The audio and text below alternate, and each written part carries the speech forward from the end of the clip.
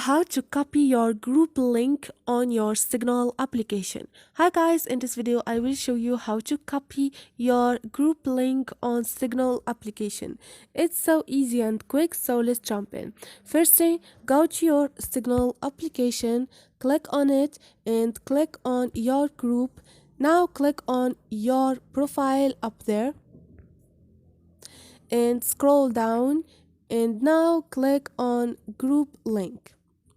All you need to do is click on share, and you have the second option, which is copy. Click on it, and now you have copied the link, and this is it. You can now share the link on other apps.